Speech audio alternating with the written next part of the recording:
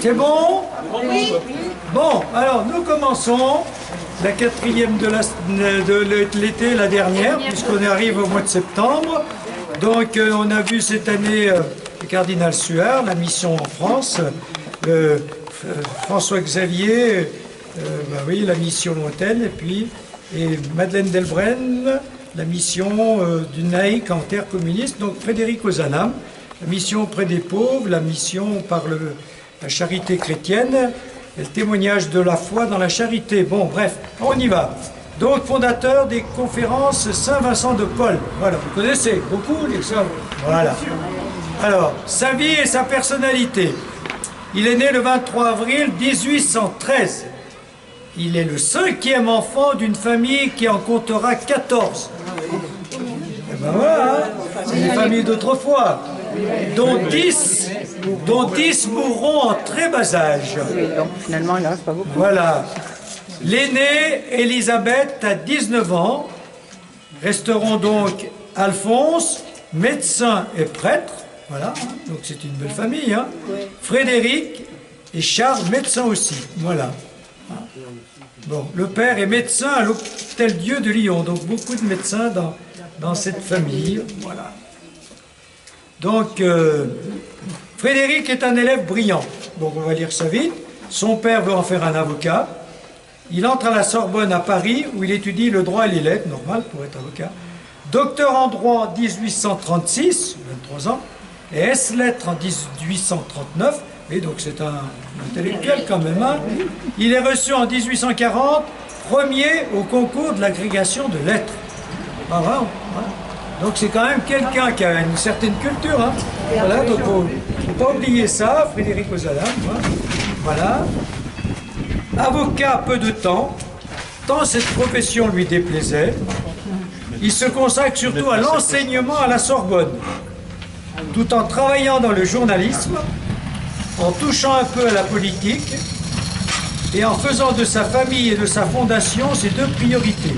La fondation va en parler. Donc voilà, plutôt professeur, avocat, et voilà. Participant à des rencontres, ça c'est important, entre intellectuels catholiques, il décide avec quelques amis de passer à l'action concrète en regroupant de jeunes catholiques décidés d'aller vers les pauvres. Donc ça, je passe, on verra, parce que justement, c'est dans les discussions avec les milieux intellectuels que il va entendre des athées ou des incroyants dire « Ouais, c'est bien les catholiques, mais vous ne faites rien pour les autres, ou pas assez, et notamment pour les pauvres. » C'est comme ça aussi que ça va l'interroger. Donc, il est participant à des rencontres entre intellectuels catholiques, il décide avec quelques amis de passer à l'action concrète, en regroupant des jeunes catholiques décidés d'aller vers les pauvres, et donc c'est la création d'une conférence de charité. C'est comme ça que ça s'appelle au début. Petite équipe constituée pour aller rendre visite aux plus pauvres. Petite équipe qui grandira très vite et deviendra la conférence Saint-Vincent de Paul. Donc, hésitant, il se pose des questions de service d'église, d'évangile, il vit bien. Hésitant entre le sacerdoce et le mariage, il se marie finalement à 27 ans avec Amélie, fille du recteur de l'Académie de Lyon. Bon, je passe vite, hein, c'est facile à comprendre. Il vivra 12 années d'un amour admirable, aura l'immense joie d'être père d'une fille Marie, mais sera emporté par la maladie en 1853, à l'âge de 40 ans. Oui, donc il n'a pas vécu une longue vie, hein, donc il a pu fonder cette conférence Saint-Vincent de Paul, dont on va parler, voilà. Mais ça n'a pas empêché de vivre une vraie vie de foi et de spiritualité. Donc, ses grandes caractéristiques. Une foi inébranlable après les doutes de son adolescence et sa confiance en la providence. Donc voilà, je crois que l'histoire de l'adolescence, on va y revoir, voilà. Donc, la foi, mais je passe assez vite parce que ça va être développé dans la spiritualité. Son humilité dans la construction de la société de Saint-Vincent de Paul, qu'il appellera toujours notre petite société, notre petite œuvre. Bon, voilà. Humilité, foi. Son espoir dans l'avenir de la société et du monde. Pour lui, la révolution de 1848 est une chance inespérée. Il y reconnaît l'avènement temporel de l'Évangile, exprimé par ces trois mots, liberté, égalité, fraternité. Alors je ne sais pas si vous en diriez autant. Hein? Est-ce que notre France, avec sa devise liberté, égalité, fraternité, est-ce qu'elle vit l'Évangile? Est-ce que c'est l'avènement temporel de l'Évangile? La traduction temporelle de l'Évangile? Ça devrait, hein? Liberté, on est bien d'accord, hein? Égalité, fraternité, voilà. Bon. On est en route. On est en route, hein? Voilà, on est en route, mais voilà. Vous étiez en marche, je ne sais pas si vous... Mais ça veut dire aussi que c'est vrai que quand même, bon, la France ou notre société, l'Europe, il y a quand même les valeurs de l'Évangile qui sont la base de cette civilisation européenne quand même. Hein. On a beau dire ce qu'on voudra, il faut quand même pas le nier.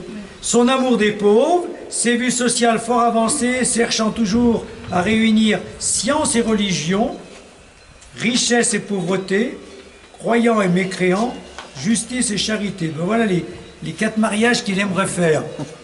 La science et la religion, on va pas débattre là-dessus. La richesse et la pauvreté, les croyants et les mécréants, et la justice et la charité. Voilà les 4 mariages pour lesquels il veut consacrer sa vie, même si sa vie est passée trop vite. Son sens de l'amitié, je n'ai jamais pu me passer d'amis. Une grande spiritualité, donc on va voir ce que je viens de dire, les différents points, ces caractéristiques, on va les retrouver dans... Voilà. Alors, on passe à la spiritualité. D'abord, la foi. La foi reçue de sa mère, solide dans les épreuves et toujours aimante. Que de fois j'ai vu pleurer mon père et ma mère, puisque sur 14 enfants, le ciel ne leur en a laissé que 3. 3 temps, elle se trompe, non? Avec lui. Avec lui. Avec lui, ça fait 4. Non. Non, il y a... Attends, il y en a 10 qui sont morts en bas âge et une à 19 ans. Ah oui, Elisabeth. Elisabeth est morte à 10 Sélection naturelle. Ah oui, il reste un 4-3, Et encore, il était médecin. Le catholicisme qui me fut jadis enseigné par la bouche d'une excellente mère, qui fut si chère à mon enfance, et qui nourrit si souvent mon esprit et mon cœur de ses beaux souvenirs et de ses espérances plus belles encore. Voilà, donc, oui, ben voilà, il a baigné dans une famille catholique, enfin, très très réduite maintenant, voilà, mais qui vivait... Il vous a plu de façonner vous-même cette sainte femme. J'ai appris sur ses genoux votre crainte et dans ses regards votre amour. C'est beau ça, hein? Sa mère, voilà. Il vivait vraiment sa foi. Hein, donc, et puis cette foi reçue de sa mère, qu'il a toujours eue, plus ou moins, eh bien, elle va être solidifiée par l'abbé Noirot. Donc vous avez l'explication, prêtre, professeur de philosophie français, né le roi, etc. Vous voyez ça. Plus tard, les bruits d'un monde qui ne croyait pas vinrent jusqu'à moi. Je connus toute l'horreur de ces doutes qui rongent le cœur. L'incertitude de ma destinée éternelle ne me laissait pas de repos. C'est alors qu'un prêtre philosophe me sauva.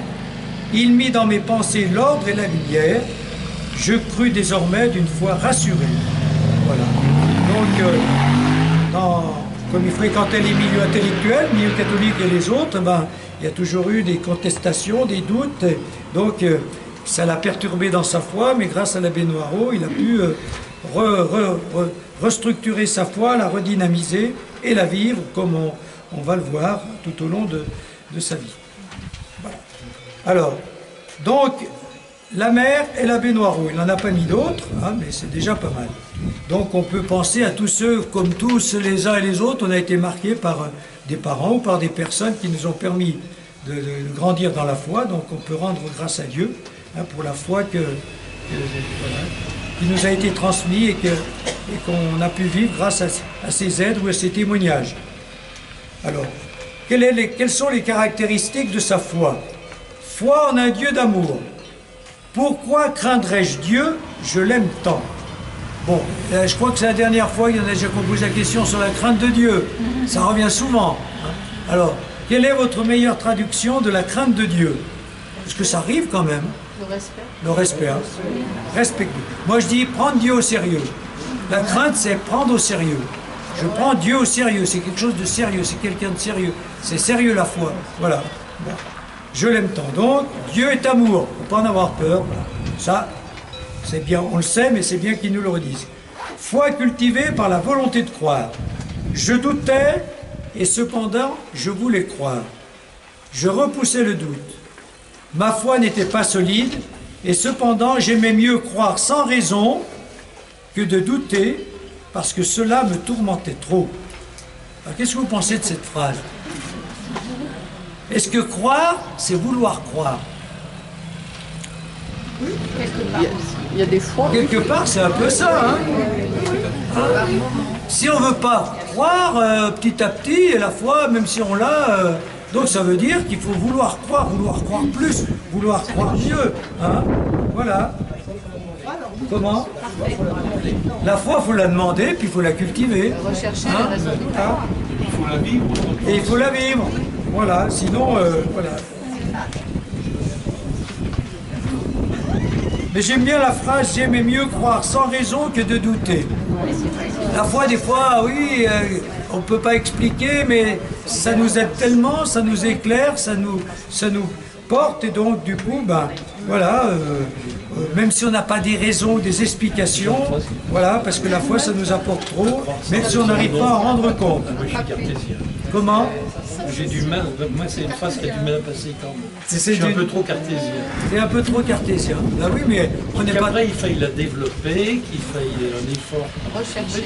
Mais il faut quand même qu'au départ, il y a une raison. Moi, je pourrais Eh ben. pas me faire à l'idée que je crois simplement parce que ça me fait du bien.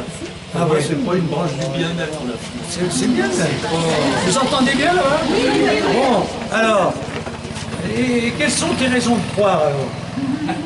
À part que ça te fait du bien, que ça te donne du sens à ta vie, que ça te porte, etc. C'est l'évidence, hein, la révélation. C'est l'évidence. Les évangiles. L'évidence, c'est-à-dire, L'évidence qu'il y a quelque chose qui nous soutient, qui nous porte. ben, c'est évident pour toi, mais pas pour tous. C'est peut-être ça la foi. La foi, c'est oui, mais à ce moment-là, c'est une sorte d'évidence, c'est-à-dire, mais tu ne l'expliques pas. Voilà. C'est pas la foi qui va faire qu'on croit au Dieu de Jésus-Christ. Mais c'est pas la raison, je veux dire. Mais c'est quand même bien la raison qui, au départ, fait qu'on croit que Dieu existe, etc.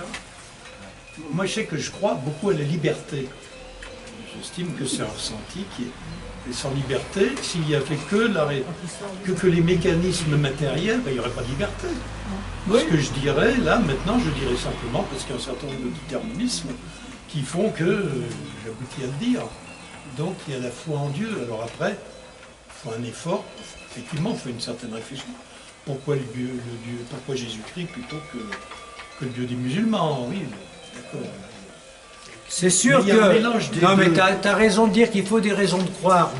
La foi, c'est avant tout un ressenti qui fait du bien, qui nous fait, ou une évidence, que voilà. Mais en même temps, il ne faut pas en rester là. Il faut de rendre compte de notre foi en donnant des raisons. Alors les raisons, ça fait du bien, ça donne du sens, etc.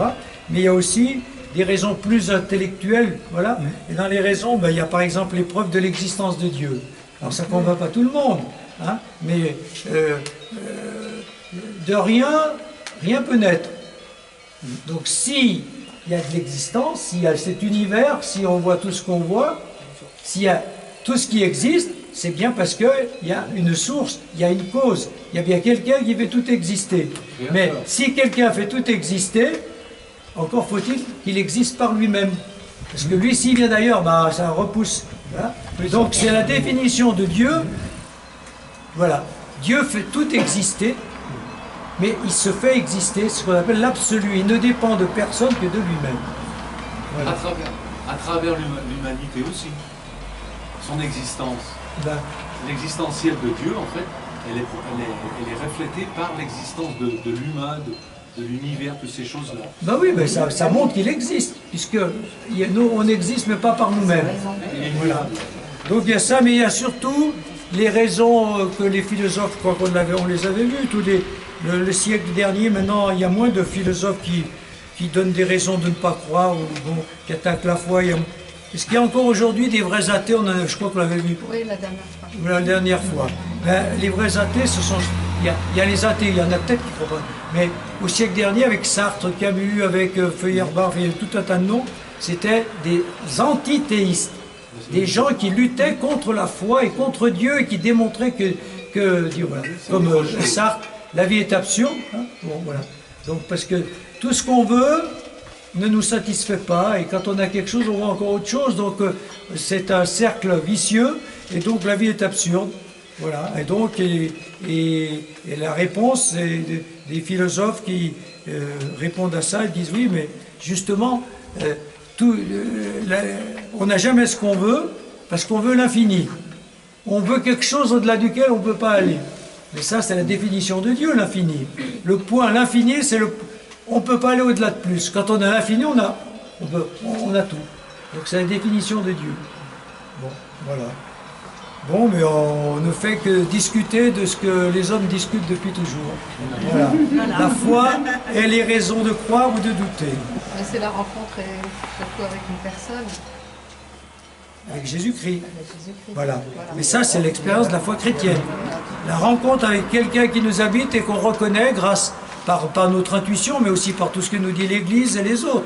Voilà. Foi incarnée dans la vie ordinaire. Il faut montrer à la jeunesse étudiante qu'on peut être catholique et avoir le sens commun, qu'on peut aimer la religion et la liberté, qu'on peut la tirer de l'indifférence religieuse et l'accoutumer à de graves et sérieuses discussions. Donc voilà, hein, il faut l'incarner dans la vie ordinaire et donc pouvoir en discuter, etc. et lutter contre l'indifférence et en discuter, d'accord. Foi qui s'émerveille de l'amour humain, de la joie d'être père, de la tendresse familiale. Voilà, donc lui a vécu ça avec sa famille. Que Dieu me conserve, celle qu'il semble m'avoir choisie, et dont le sourire est le premier rayon de soleil qui est lui sur ma vie, depuis la perte de mon pauvre père. Vous me trouverez bien tellement épris, mais je ne m'en cache pas. Je me croyais le cœur plus bronzé. C'est drôle ça. C'est-à-dire un peu fermé, quoi, ou de fer. Un bienfait nouveau est venu me faire connaître la plus grande joie probablement qu'on puisse trouver ici-bas. Je suis père.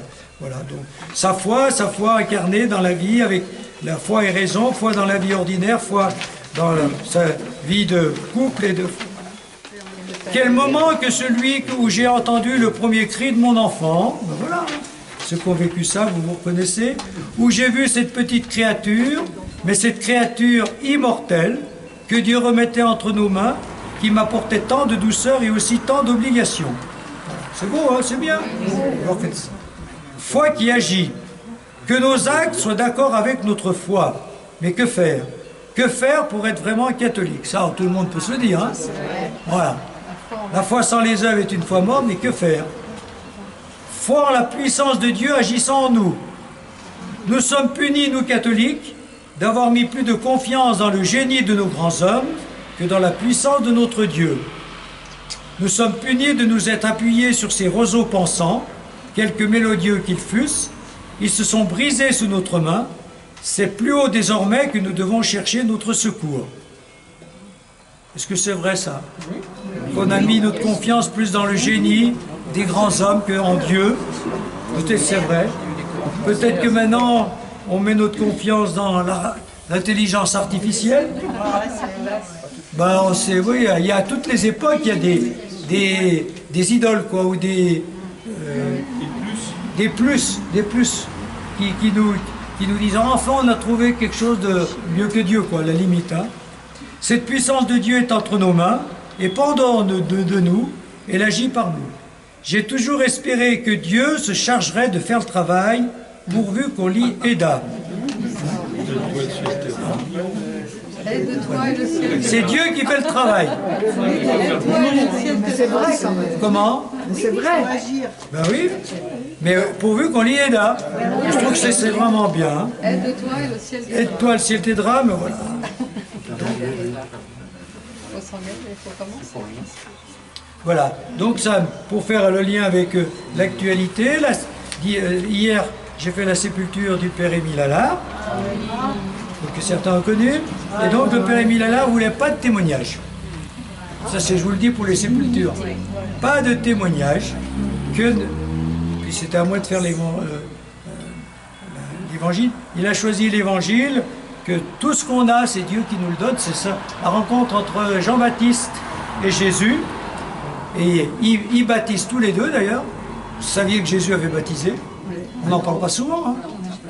C'est, si vous voulez, c'est dans Jean 30, 20, 32.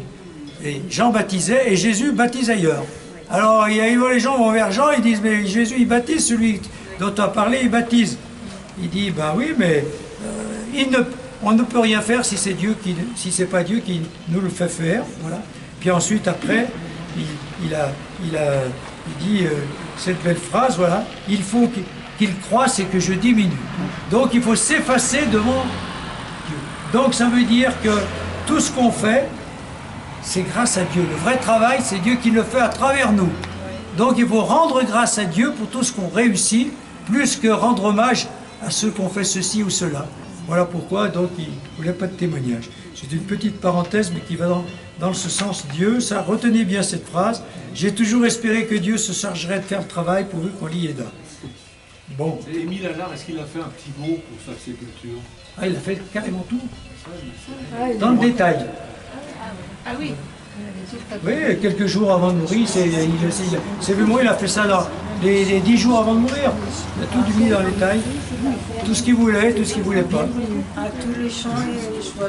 Comment? Tous les chants qui étaient... Non, les chants, non, il a fait confiance à celle qui fait chanter dans le secteur qui est impeccable. Voilà. Non, mais c'est bien, c'est une petite parenthèse pour dire que voilà... Oui. L'amitié. Bon, l'amitié, donc là, vous voyez, hein, il aime beaucoup la famille, il aime beaucoup Dieu, ça c'est des choses qu'on peut vivre, voilà. Alors l'amitié, les douceurs de la famille sont bien précieuses, le sang a des droits innés et imprescriptibles, mais l'amitié a des droits acquis et sacrés, des puissances qui ne suppléent pas. Les parents et les amis sont deux sortes de compagnons que Dieu nous a donnés pour faire la route de la vie. La présence des uns ne peut faire oublier l'absence des autres. C'est beau, hein, ça c'est bien. La famille et les amis. Ça c'est du concret. Hein. C'est pas des grandes... Voilà. Heureux si quelques amis viennent se grouper autour de moi. Alors nous joindrions nos efforts, nous créerions une œuvre ensemble, d'autres s'uniraient à nous, et peut-être un jour la société se rassemblerait-elle tout entière sous cette ombre protectrice. Le catholicisme, plein de jeunesse et de force, s'élèverait tout à coup sur le monde. Et il a le moral là, hein. Voilà. Donc si voilà, mais c'est ce qu'il va faire, hein, voilà. Donc avec des amis, il va dire, il faut qu'on fasse quelque chose. Il ne faut pas que ce soit une amitié de copains, il ne faut pas que ce soit une amitié où simplement on s'amuse. Il faut que ce soit une amitié qui serve, une amitié qui crée, voilà, une amitié qui serve les hommes. Et donc à ce moment-là, si on vit cette amitié forte, ben, on sera un signe pour les autres, hein, et donc on sera des missionnaires par l'action. Hein. La vraie amitié est donc agissante et en même temps elle est ouverture du cœur. Nous sommes une dizaine, unis plus étroitement encore par les liens de l'esprit et du cœur, amis dévoués qui n'ont rien de secret, qui s'ouvrent leur âme pour se dire tour à tour leur joie, leurs espérances, leur tristesse. Bon, l'amitié qui partage vraiment ce qu'on vit, hein, voilà. Je me sens meilleur quand je viens de m'épancher dans le cœur d'un ami qui vaut mieux que moi. Voilà. Donc l'amitié forte, mais l'amitié active, l'amitié au service des autres, et en même temps, autant que possible, ouverte à la foi, puisque lui, les vrais amis, c'est quand même des amis croyants. On continue. La fondation d'une œuvre, la Société Saint-Vincent de Paul. Fonder une œuvre, c'est y croire. Croire que ce qui est tout petit comme la graine de moutarde deviendra un grand arbre grâce à Dieu et nos efforts. Hein, et toi, le ciel t'aidera. C'est ainsi qu'en commençant humblement, on peut arriver à faire de grandes choses. Comme Jésus-Christ qui, de l'abaissement de la crèche, s'est élevé à la gloire du Tabor. Voilà, donc, voilà. D'abord, pour fonder une œuvre, il faut y croire. D'accord? Bon. Pour fonder une œuvre, alors après... Si vous avez encore, ouais, si vous voulez fonder, voilà un peu la méthode. Ensuite, pour fonder une œuvre, il faut être attentif aux besoins, mais aussi aux critiques de ceux qui nous accusent de ne rien faire. C'est ce que je vous disais tout à l'heure. Hein. Comme ces étudiants qui disaient à Ozanam, le christianisme autrefois a fait des prodiges, mais aujourd'hui le christianisme est mort. En effet, vous qui vantez d'être catholique, que faites-vous? Où sont les œuvres qui démontrent votre foi et qui peuvent nous la faire admettre et respecter? Voilà, ça a été le déclic qu'il a stimulé par ces critiques qu'il entendait, dans ces milieux intellectuels notamment. Hein, voilà. Et ben, si on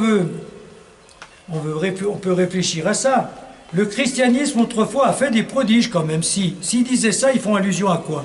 Qu'est-ce qu'on peut dire, même à des gens incroyants qui disent « ouais, vous ne faites pas grand-chose », qu'est-ce qu'on peut dire? Qu'est-ce que le christianisme a fait dans le monde et quel prodige il a fait? Qu'est-ce que vous diriez, vous? Quels sont les prodiges que le christianisme a fait? Son message est passé dans le monde. Le message du Christ. Vous voyez, ça s'est répandu. On a répandu un beau message. Et les œuvres, les missions... Alors les œuvres, quelles œuvres vous diriez? Les hôpitaux, les... Comment? Pas catholiques, Les hôpitaux, oui, on a lancé les écoles, les hôpitaux. Voilà. Et puis encore. Et puis aussi un grand message d'espoir. Ah ben, l'espoir aussi, voilà, oui. Les hommes ont été sentis égaux. Donc il y a eu la mort de l'esclavage. Oui, on a contribué à des évolutions sociales, on peut dire. Et on n'était pas les seuls, mais on a contribué. Ce qu'il faut d'ailleurs continuer, hein, voilà. C'est les grandes œuvres. Mais parmi les autres grandes œuvres, il y a aussi les constructions, les cathédrales. Et ça, je le dis parce que moi, j'ai eu un jeune de Barbie, qui a quoi, ça fait quand même une dizaine d'années, que j'ai préparé au baptême, qui était en 3e, et il n'avait pas été élevé dans la religion chrétienne, hein, ses parents n'étaient pas chrétiens, et lui, c'est par l'histoire, étudié au collège, les cathédrales, toutes les cathédrales, les vitraux, les œuvres artistiques, c'est ce qu'il lui a dit. Mais si la foi a fait faire ça, la foi ça doit être quelque chose. J'avais jamais bien entendu cet argument. On entend plutôt l'argument comme vous venez de le dire. Ah, la charité, les grandes œuvres, les hôpitaux et tout. Donc ça c'est bien aussi de le dire ça. Hein. Voilà. Tout ce qui a été fait au nom de la foi quand on voit. Ben oui, hein. Et ils n'avaient pas les moyens d'aujourd'hui. L'église dans chaque village. Les cathédrales, hein, voilà, qui continuent d'être un signe de la foi, même si c'est pour beaucoup une œuvre culturelle, mais ça permet quand même de... Et puis aussi la représentativité du pape, qui est une certaine... Ah ben, oui, à travers l'histoire. Mais ils n'ont pas toujours été édifiants. Mais justement, il s'améliore. Mais il s'améliore. Voilà. Non, mais on peut peut-être dire aussi, justement, c'est que ça, c'est dans les critiques. Oui, il y a aussi eu l'Inquisition, il y a eu tout ça. Mais l'Église a tenu bon. C'est quand même une œuvre qui, depuis 2000 ans, malgré toutes les crises, malgré tout... Les déviances de certains temps, bah, ça donne quand même. Quelle est l'œuvre qui a duré autant? Il y en a peut-être pas Elle a le beaucoup. mérite d'être encore là. Et qui s'est répandu autant avec toutes les missions. Comment?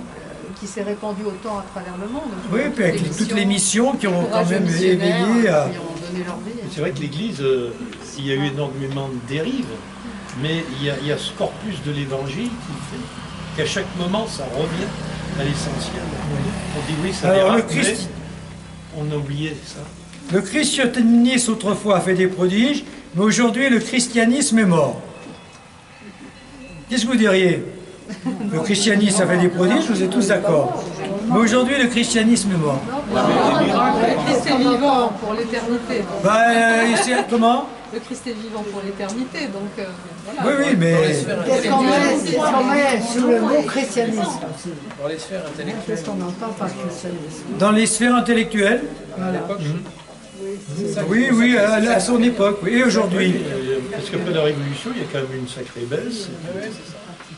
Oui, mais là, on raisonne Après, le en christianisme occidentaux. est revenu, mais Mais il d'une faut voir manière dans le plus monde entier, tous institutionnelle. ces pays émergents maintenant, Oui. les pays pauvres, bon, en Asie, etc., où le nombre de chrétiens augmente doucement. Mais Non, mais ça, il faut encore réfléchir. Le christianisme est mort ou est-ce qu'il est vivant? Ou est-ce qu'il revit? Dans certains pays, En Amérique du Sud, par voilà, exemple. l'Amérique du Sud, En Afrique, ailleurs, ça, vous êtes d'accord, hein? Mais chez nous. Mais chez nous aussi, heureusement. Bien sûr. Il y a des Ça- Les statistiques sont là. Alors, les statistiques sont là. Il y a eu des batailles, il y a eu pas mal de batailles. Non, ce qu'il faut dire, c'est qu'une forme de christianisme est morte. Non, mais ça, faut le dire quand même. La chrétienté, elle est morte. Le christianisme, culture ambiante, tout ça, c'est mort. Maintenant, c'est le christianisme militant, on peut dire. Oui, mais Militant. il y a toujours des monastères actifs et qui prient. Ah non, mais il est mort au sens qu'il n'a pas disparu. Mais voilà, on peut... Non, mais moi je pense qu'il y a une forme, il faut quand même dire, il y a une forme. À ceux qui disent ça, il faut dire, il y a une forme, oui c'est vrai. Mais il y a une renaissance où il y a quelque chose d'autre qui est en train de naître, et c'est peut-être moins évident pour le moment, mais ça existe. Voilà. Donc je vous ai peut-être cité la phrase que m'a dit un prêtre l'autre jour. Hein. On est passé d'un christianisme de convention à un christianisme de conviction. Ah, c'est tout à J'aime fait bien ça. cette phrase, je vais la répéter souvent. Je trouve que c'est bien. Hein. Le christianisme qui est mort, c'est le christianisme de convention. Tout le monde est plus ou moins chrétien, on adore la culture. Mais maintenant, le christianisme, ça vient de l'expérience personnelle de la foi. Et donc, il faut que... Hein, Il faut en passer par une conversion. Et après, ça devient une conviction. Ben alors, une conversion, et voilà. Et il faut la trouver au fond de soi, et pas simplement dans la culture ambiante. Voilà. Donc il faut la cultiver. Et donc il faut vouloir croire. Il faut vouloir croire et prendre les moyens. Donc voilà, c'est quand même ça aussi le message qu'on peut retirer de Zanam par là. Ça, voilà. Bon, c'est bien. Voilà. Et si vous aviez à dire... pour que justement le christianisme se montre par des œuvres, hein, que faites-vous? Où sont les œuvres qui démontrent votre foi et qui peuvent nous la faire admettre et respecter? Alors parmi les œuvres que le christianisme devrait faire aujourd'hui, que nous chrétiens devraient faire, pour que d'autres croient, qu'est-ce que vous pensez qu'on devrait faire? Qu'est-ce qu'il faudrait faire aujourd'hui avec nos communautés, personnellement, avec l'Église? Quelles sont les œuvres qu'on devrait faire pour que la foi devienne une lumière pour ceux qui ne croient pas? À part notre témoignage de foi et de conviction, notre manière de vivre, mais dans les œuvres. Lui, Saint Vincent de Paul, par exemple, c'est une œuvre. Hein, voilà. Et quelles sont les œuvres aujourd'hui que vous verriez nécessaires? Vous faites creuser la tête, mais c'est bien. Des groupes de prière. Ça existe, ça, ouais. Le secours catho aussi. Ben, le secours catholique, oui, mais ça, c'est des œuvres qui existent déjà. Voilà.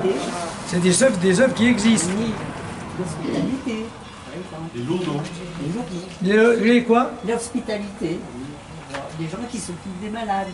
Oui, non, mais ça existe depuis. Non, mais ce sont les œuvres qui existent et que ben oui, des œuvres qui existent et qu'on voit de temps en temps, que beaucoup voient, voilà, Lourdes, évidemment, c'est un signe. Mais qu'est-ce qu'il y a dans les œuvres? Les œuvres nouvelles qu'il faudrait faire. Justement, Ce que avec vous la avez... nouvelle technologie, il y a certainement possibilité d'influencer à nouveau des actions.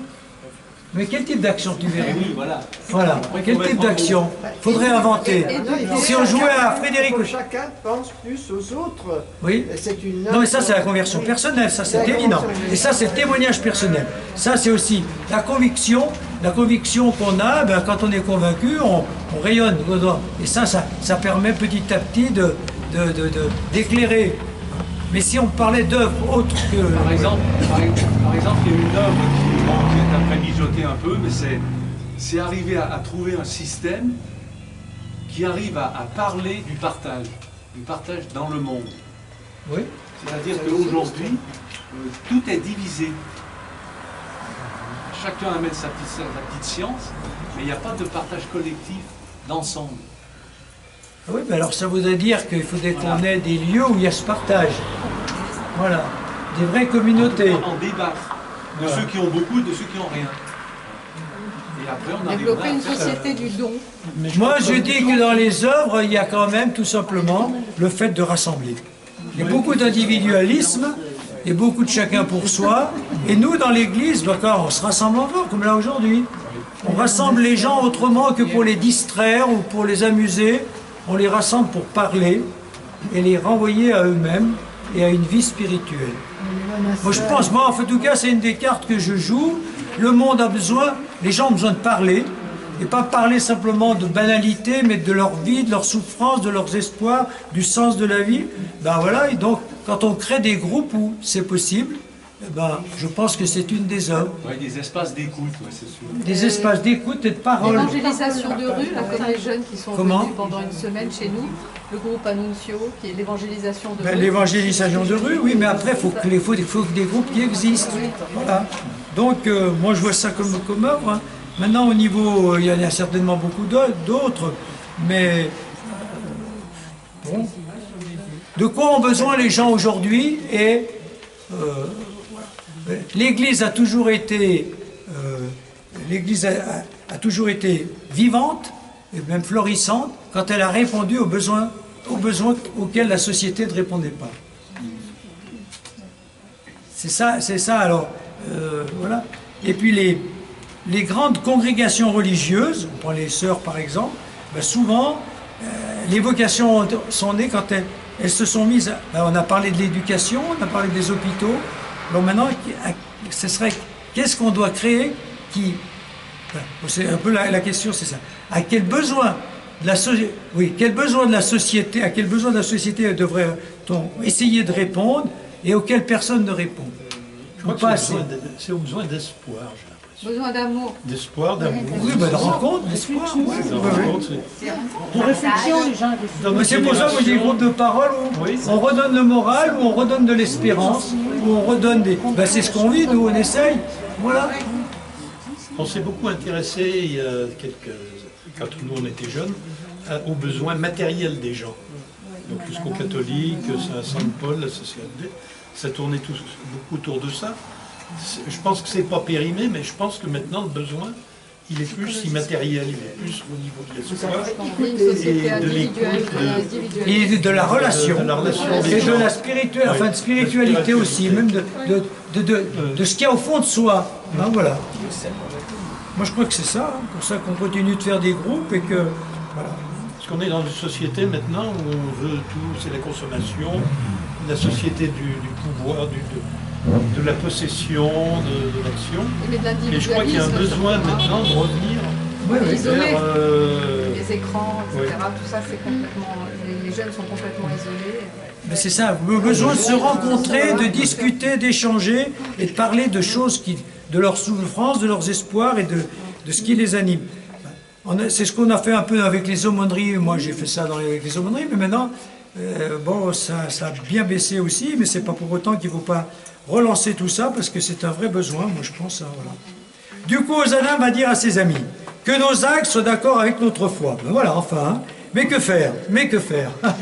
Secourons notre prochain et mettons notre foi sous la protection de la charité. Voilà. L'originalité de ce secours du prochain, c'est qu'il est inspiré par la prière. Il fut convenu dès le premier jour qu'on visiterait les pauvres chez eux et qu'on prierait. Alors voilà donc l'originalité de la société Saint-Vincent-de-Paul. Vous la connaissiez peut-être, et c'est ça. C'est-à-dire visiter les pauvres, leur porter secours, les aider, mais aussi prier. Alors, prier avec eux, je ne sais pas, prier pour eux ou prier avec eux. Il y en a qui font partie de la société Saint-Vincent-de-Paul. Comment? J'ai déplié pour eux et avec eux. Voilà. Oui, mais alors justement, c'est pour ça que je voulais voir aussi. C'est toi qui nous as dit que le secours catholique, officiellement aujourd'hui, a reçu que c'est difficile de... Parce que si maintenant, par exemple, le secours catholique, est-ce qu'ils n'ont pas le droit d'annoncer? Donc ils n'ont pas le droit de prier avec les... Je t'ai fait passer l'article. Oui. Les gens, c'est catastrophique. C'est un problème entre le gouvernement et les évêques. Et les évêques pour les élections, ils ont dit vous pouvez, mais à condition que vous ne parliez pas. Je simplifie, hein. Je simplifie. On n'est pas en dictature. Donc il ne faut pas parler de la foi dans l'exercice de la charité, du secours et tout ça. Ça, c'est embêtant. C'est simplement une division. C'est un témoignage qu'on peut faire. C'est créer la division, justement, pour pas qu'émergent ces situations. Non, mais c'est la situation d'aujourd'hui. Je crois qu'au niveau de l'enseignement catholique, il y a un peu la même chose. Au niveau de l'enseignement catholique, il y a Bon, Il y a des tas on ne d'organismes. doit pas trop parler de la foi, alors que dans les établissements sous contrat. Oui, on ne fait pas de humanitaire, ça ne sert à rien. Ben, C'est voilà, des tas alors, d'autres c'est- organismes. Mais c'est vrai qu'on s'est noyé quand même dans l'assistanat. Comment? La société s'est noyée dans l'assistanat. Oui. En tout genre. Oui, oui. Et maintenant, il ne faut pas s'étonner que il est interdit de dire parce que ça ne va plus. On n'est pas sur la bonne ligne. Là. Moi, qu'est-ce que...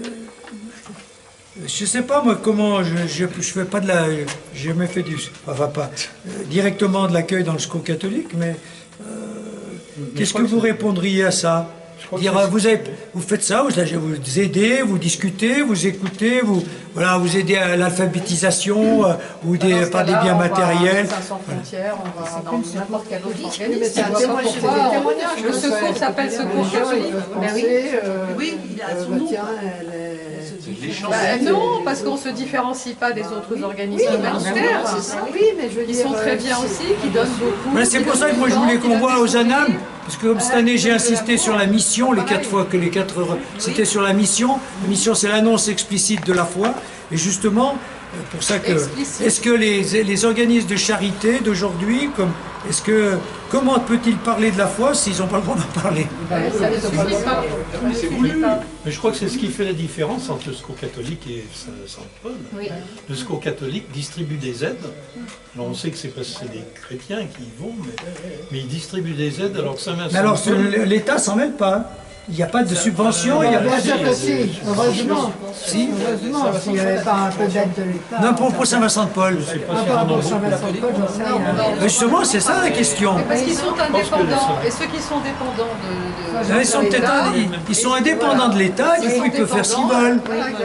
Donc c'est pour ça que je dis, il y a la S'ils sont question... dépendants, Ouais, ouais. Non, ils peuvent pas faire. Non, ils En peuvent pas plus faire de ce qu'ils cette veulent. question d'annonce explicite de la foi, il y a une différence aussi, c'est que Saint-Vincent-de-Paul va chez les gens. Il ne se contente pas de distribuer derrière un guichet. On livre. Bah, le secours catholique un peu aussi, ouais. Moins. Là, c'est... pas des gens, Ouais. et il y a une annonce, mais... Là, il dit bien l'essentiel de ce qu'est Vincent de Paul. Visiter et prier. Voilà. Non, c'est une vraie question, parce que maintenant, aujourd'hui, où on a l'impression que on n'arrive plus bien à parler de la foi, eh bien, peut-être que justement, il faut revoir notre manière de... Voilà. Bon. C'est-à-dire qu'aujourd'hui, la nouvelle génération n'accepte plus le dogme. Très peu. Très peu. Donc c'est ça la question. Ben, ça dépend, dans les nouvelles générations, il y en a qui la réclament. Il y a un changement là. Hein. Il y a un glissement, c'est vrai. On retrouve parce que les gens sont perdus, donc qu'est-ce qu'il faut croire? Alors, ça c'est encore une autre question. Autant la foi est personnelle, autant ceux qui n'ont rien reçu, parce que nous, on a eu une foi, on a été éduqués, là, notre génération, donc on sait Jésus, le Noël, Pâques, on a beaucoup d'éléments, donc on intériorise pour que ce soit une foi personnelle, mais ceux qui ont une foi personnelle, qui ressentent la présence de Dieu, de Christ, et qui veulent s'ouvrir à lui, ils ne peuvent pas inventer ce que Jésus a dit, et ce qu'il faut faire pour le rencontrer.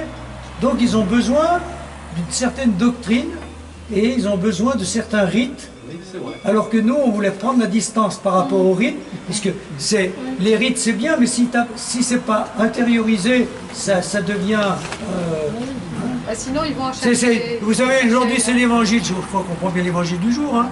Faut pas, ce que Jésus reproche aux pharisiens, c'est de purifier la coupe, c'est de purifier les plats, c'est de purifier l'extérieur, et pas purifier l'intérieur. Voilà. Donc les rites, si c'est que des rites, ça sert à rien. Voilà. Mais quand c'est que intérieur, comment exprimer la foi avec les autres notamment s'il n'y a pas certains rites? Oui, c'est un lien en fait. Voilà, c'est un lien. Bon, on aborde des grandes questions, mais moi je crois que la question principale c'est surtout ça, et ça j'ai du mal à répondre, c'est comment aujourd'hui, dans nos instances qui ont le secours catholique, les établissements catholiques, comment ces instances qui ont un certain lien avec l'État pour, par exemple avec les contrats, eh bien, l'évolution fait que on peut moins explicitement, et c'est ce que tu as dit, parler de la foi, Et pourtant, si on n'en parle pas, on rate quand même quelque chose. Alors, comment faire? Bah oui. Là, on peut l'exprimer par des actions, c'est sûr. J'allais dire, mais les autres qui sont pas Les qualités de vie. Voilà. Oui, mais enfin, il y en a une certaine beaucoup. qualité de vie. Hein. Quelqu'un qui a une Il y en a qualité aussi de vie, ça beaucoup, hein, transparaît. qui font des actions humanitaires. Non, mais ça, c'est une vraie question de toute l'Église aujourd'hui. Hein, c'est tout ce qu'on fait encore. Voilà. Par exemple, je vois là, les jeunes prêtres lancent les patronages. Bon, bah, les patronages, on a vu que petit à petit, les patronages sont devenus même des grands clubs. Des grands clubs de foot, des grands clubs de basket, qui c'était des patronages autrefois. Et puis petit à petit, eh ben, la dimension spirituelle a été enlevée. Voilà. Alors maintenant, il y a des endroits, eh bien, les patronages sont reconstruits, mais avec cette dimension-là. Voilà. Et justement, moi j'ai eu l'occasion de rencontrer les patronages à Paris Saint-Vincent-de-Paul. Et une fois, il y avait une compétition là sur Chambéry, il y avait la messe, enfin bref. Alors j'ai demandé à l'aumônier comment ils ont dans la région de Paris, je ne sais plus exactement où c'est, ils ont un patronage, c'est les prêtres de Saint-Vincent-de-Paul, les lazaristes, je crois que c'est ça. Enfin bref, eh bien, ils ont 2000 adhérents. Et dans les 2000, il y en a au moins 1000 musulmans ou tout ça. Eh bien, ils disent, nous, il y a régulièrement, enfin, pas tous les 10, pas tous les... Il y a régulièrement la messe, et on leur demande de venir. Y compris les musulmans. Y compris les musulmans. Et ils viennent. C'est beau. Ceux qui veulent.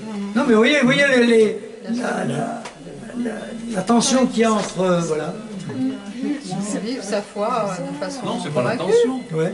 Alors qu'en Savoie, la fédération sportive et culturelle de France, je ne sais pas si vous voyez ce que c'est, c'était justement l'héritage de tous les patronages, et donc dans tous les diocèses, ça existe. En Savoie, la FSCF, la Fédération sportive et culturelle de France, il touche 5000 jeunes, largement 5000, en Maurienne, tout ça. Vous savez, il y a l'alerte, il y a beaucoup de clubs de gym. Hein, il y a beaucoup de clubs de gym. Moi, Philippe Ballot m'a demandé de les suivre un peu spirituellement. J'ai jamais rien pu faire. J'aurais dit, mais au moins qu'on fasse au moins une journée pour discuter des valeurs, de pourquoi on fait ça, ou qu'il y ait au moins une célébration une fois par an. Ils n'ont jamais rien voulu faire. C'est devenu purement culturel. Voilà. Donc, vous voyez le problème de la mission aujourd'hui. Et des œuvres, on fait des œuvres, mais si on fait des œuvres dans la charité ou la culture, s'il n'y a pas un moyen d'expliciter à un moment donné ou d'autre foi, on voit que petit à petit, ça se laïcise, quoi. Et après, il n'y a plus rien. Donc maintenant, peut-être qu'il faut qu'on revoie ça. En tout cas, Saint-Vincent-de-Paul l'a pas perdu. Voilà. On trouve le même problème dans le scoutisme avec les scouts de France. Ah ben voilà, avec les scouts. À partir du moment où on veut s'adresser à tout le monde, où on reste entre cathos, comme les scouts d'Europe, ça c'est limite, ou alors on s'adresse à tout le monde, à un moment donné, les chrétiens qui sont dedans sont minoritaires. Voilà le problème de la mission aujourd'hui. C'est aussi majoritairement des gens qui ne sont pas chrétiens. Où Puis les chefs aussi. Ah oui. Puis un beau jour, chef de groupe aussi. C'est pas, donc, c'est ça le problème. C'est pas facile d'être minoritaire et de s'adresser à tout le monde. Alors, il faut reconnaître que, en gros, pour conclure tout ça, il y a quand même aujourd'hui dans l'Église, comme dans les scoutistes, dans tout ce qu'on dit, il y a quand même une réaction, et dans l'enseignement catholique aussi, pour qu'il y ait une annonce explicite de la foi, un peu annoncée publiquement. Donc on essaye de trouver les moyens, mais on n'a encore pas trouvé les moyens idéaux, mais moyens, voilà.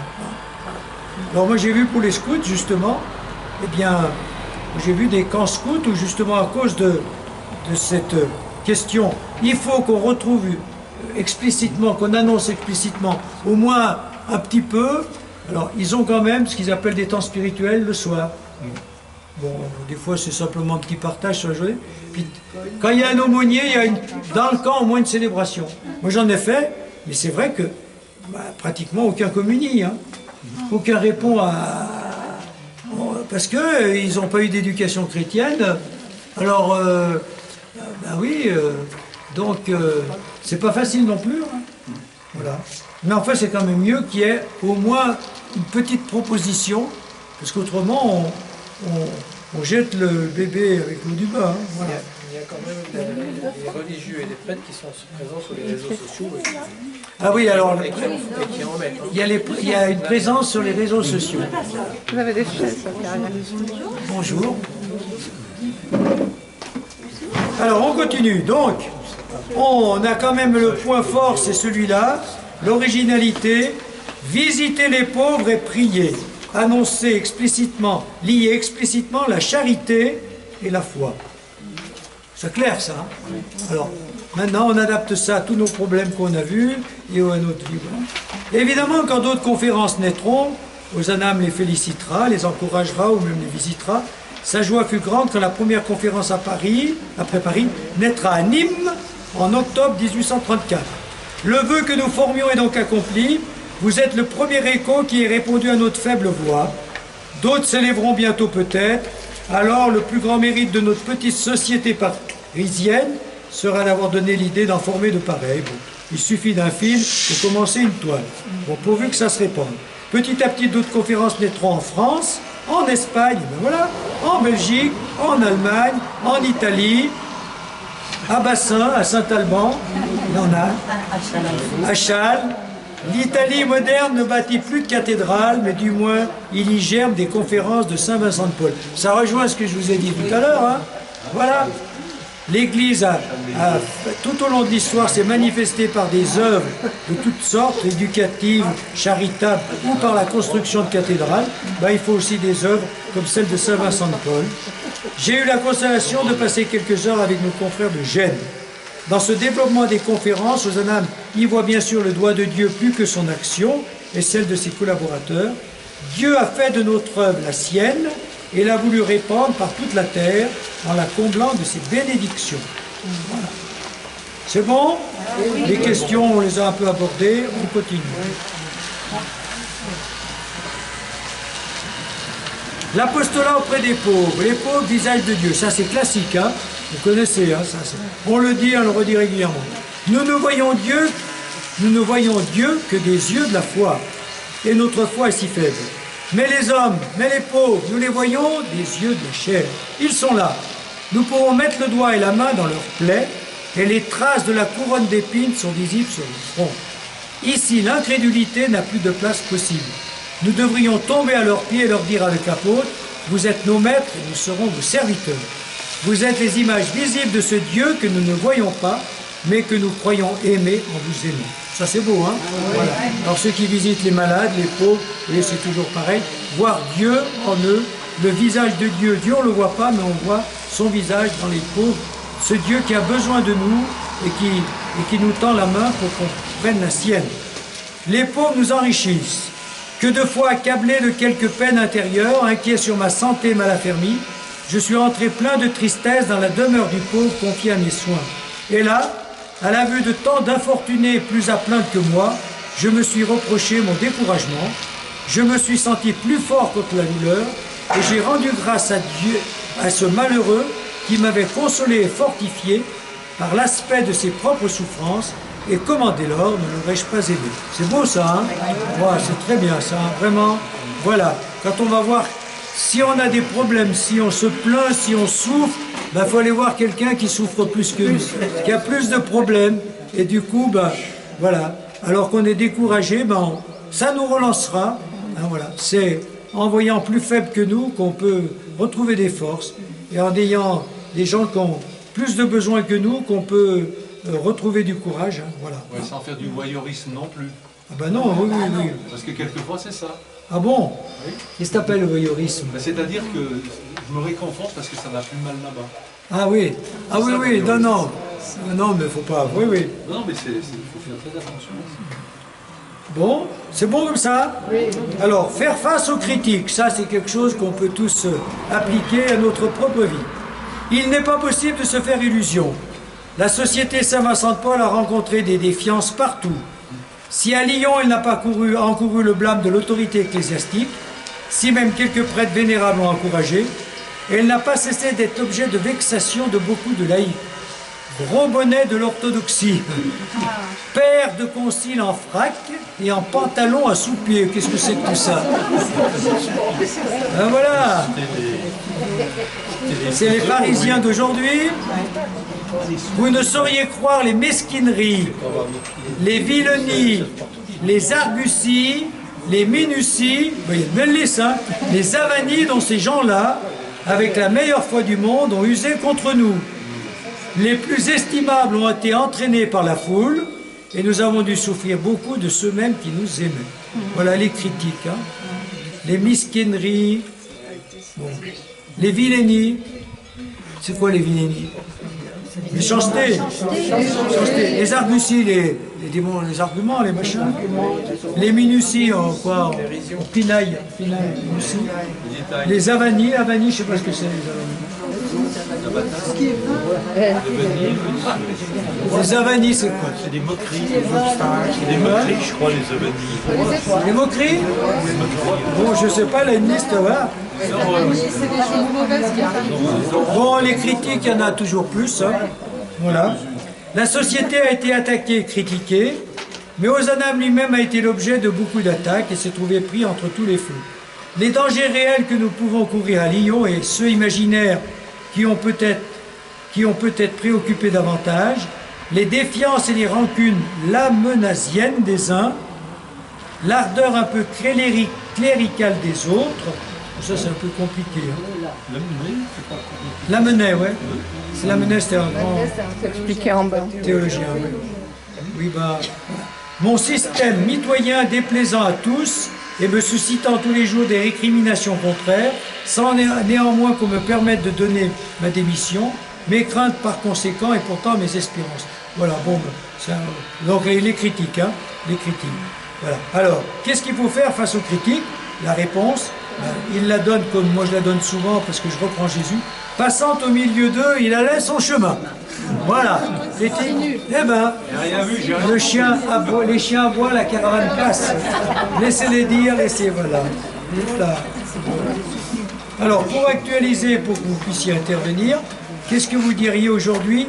Quelles sont les critiques les plus grandes, ou des exemples de critiques par rapport à l'Église ou aux chrétiens?